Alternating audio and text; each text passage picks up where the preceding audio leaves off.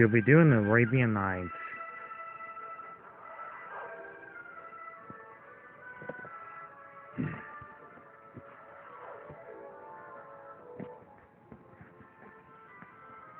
I kinda rented the DVD today, but for some reason my PlayStation 4 controller is not working properly, and I had to hear that obnoxious bleeping noise. So what you're looking at is a small screen of it.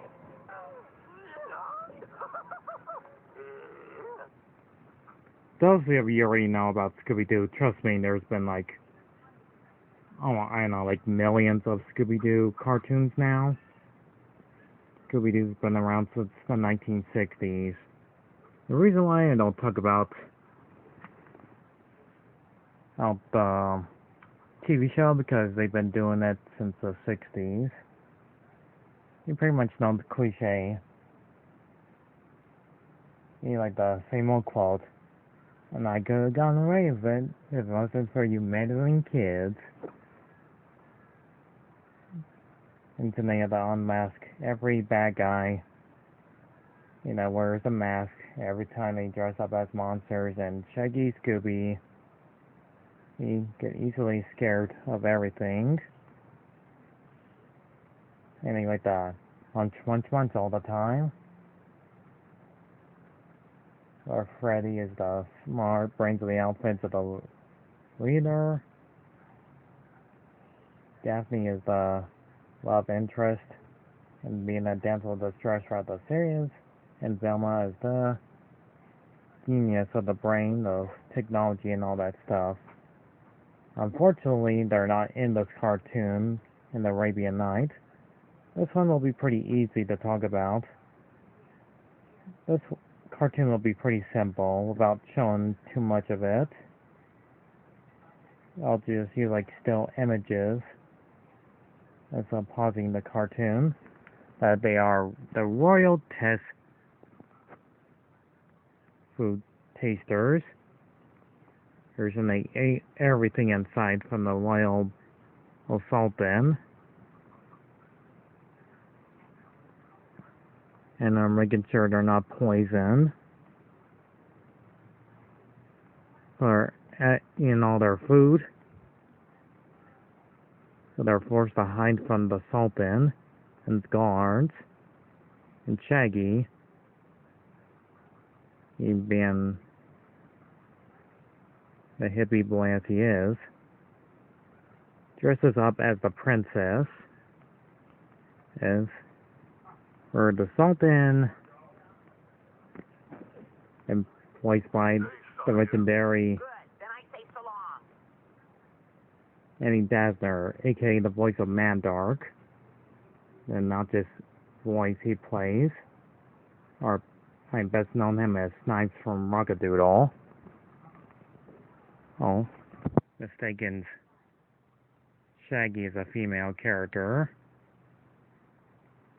And Shaggy is forced to tell the story to put him to sleep.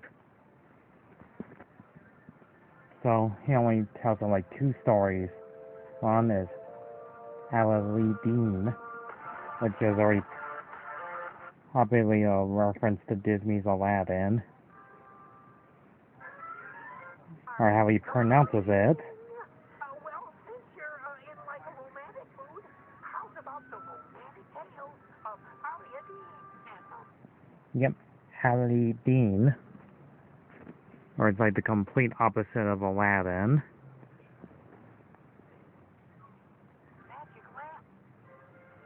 And that's pretty much the reason why I love this movie, for a reason. But nothing right either. Or the young prince, which I don't know what his name is voiced by the legendary Walt Paulson, and does a lot of voices. Which I best known him playing Go from the Animaniacs. And trust me, he did a lot of voices. But we'll be here all day and talk about voice actors.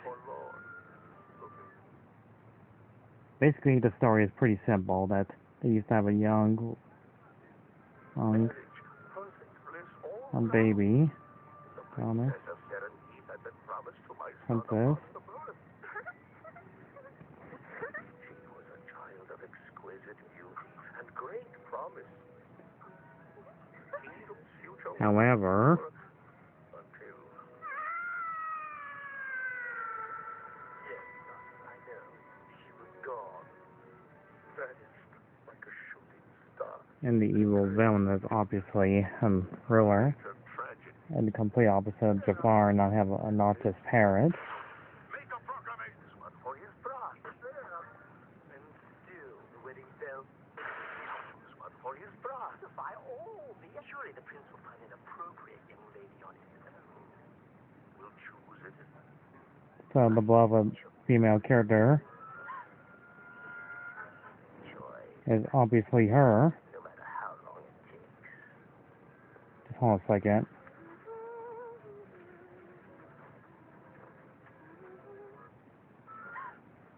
That's her.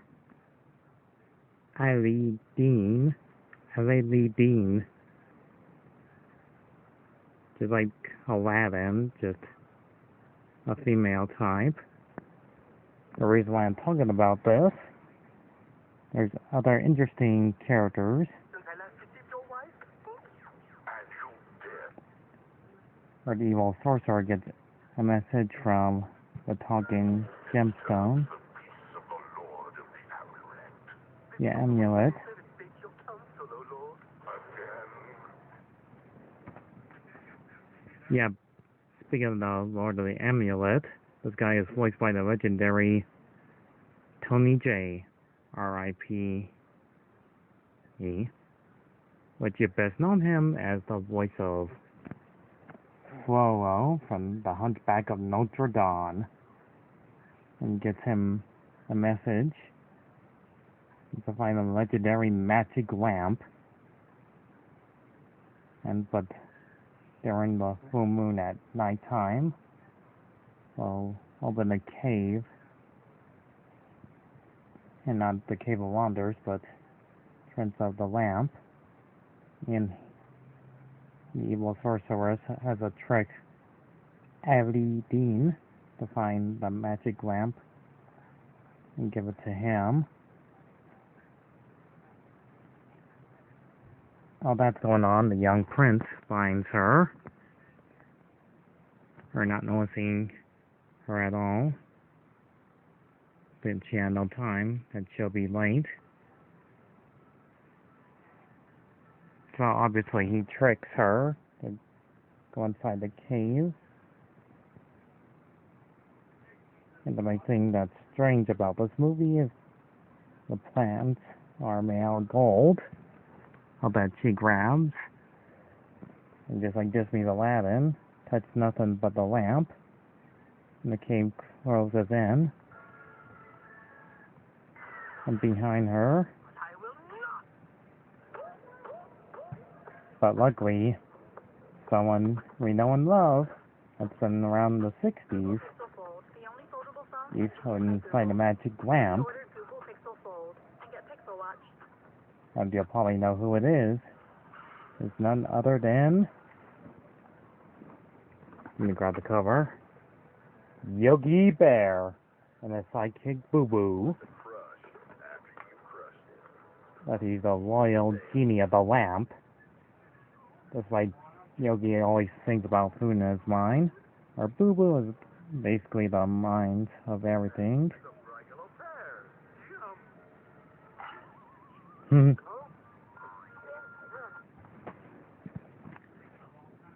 And this one, his little buddy Boo Boo will have a puff of smoke of his own, just like him. And try to get magic powers as well. Anyhow, now she gets like 3 wishes from him. And that she'll become a princess. She'll fall in love with the prince. While back in the kingdom, and this evil magician, well, kind of evil vizier, uses some puff of smoke of his magical tricks, makes a the Sultan to sleep, along with the prince as well. Sorry you have to hear that.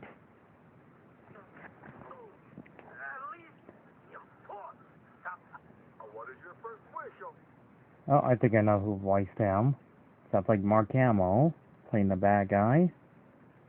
But you best know him as the Joker from Batman animated series. Anyways, she wishes just to become a princess. You know, make sure the prince knows it's him. But the wacky magician uses the magical powers to take his place.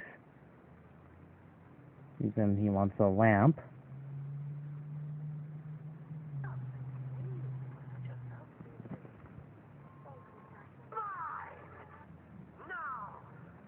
And throws her in prison. And he's the new master now. She gets thrown in prison and realizes the young prince is in prison. Luckily, she uses a random rock. Our Lord, rescue us from our oppressors, that the reign Second wish. Also, the evil magician uses his second wish to make everything huge and become powerful.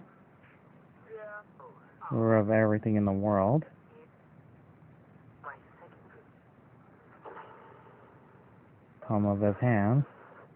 Everything gets huge and she easily escapes the prison. And the third and final wish, that they can live for all eternity. But luckily, she jumps it towards the lamp.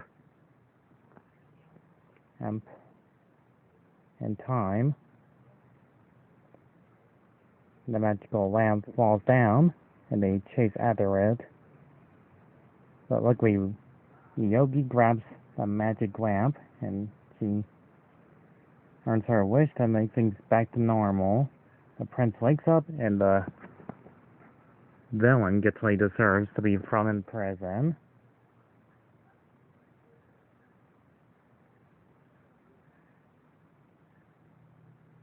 And to wrap things up quickly as possible, which I should have done earlier, and that she is the royal little princess that's been gone all these years, and she is the real princess all this time. And they live happily ever after, singing goes to Boo Boo, who got his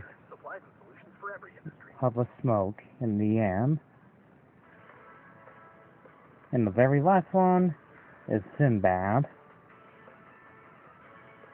who's voiced by Charlie Adler, but you best know him as all the three voices of the Red Guy, Cow and Chicken,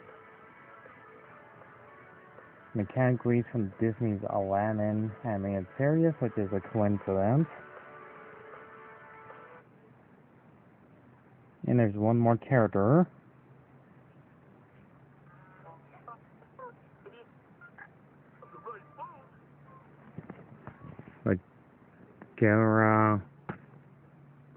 Magilla Gorilla,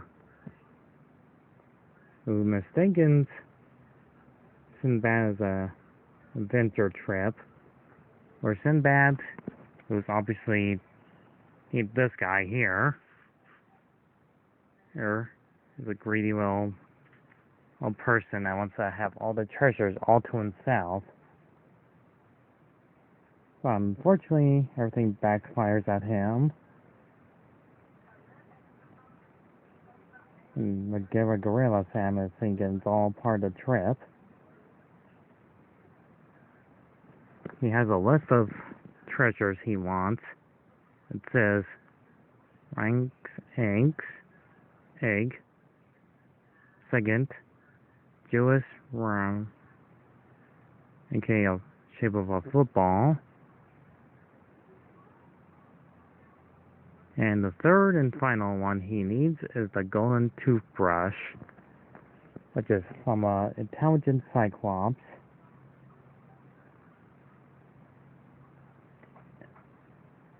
And to make sure this review doesn't take too long,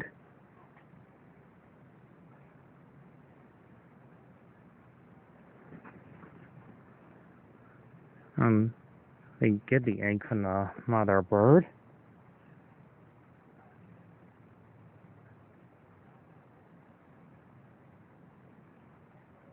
And they're running getting of the cruise ship going by, and they almost get hit. And this pirate ship always needs to mess things up a bit.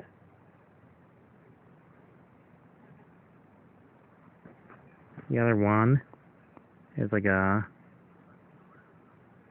amusement park ride, just to get the football all crystal. Everything wants to hurt this little guy.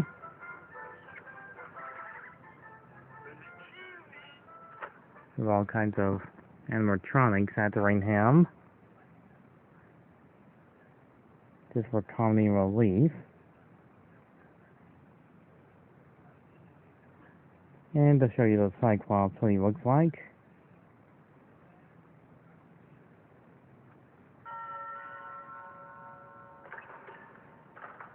Just give a second.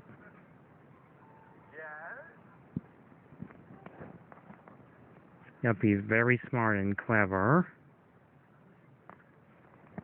I think I showed you enough now. I'll try not to spoil too much, but you have to see the cartoon all to yourself. It's impressively pretty good. It's like this one came out in 1993, nearly a year later, here from Disney's Aladdin. It's impressively funny. It has a great cast of voice actors. Animation well done. Movie running time is, I would say, slightly an hour long. Simple stories. These of Scooby Doo and Shaggy Gal situation that they're in trouble. Even all the stories that put the Sultan to sleep.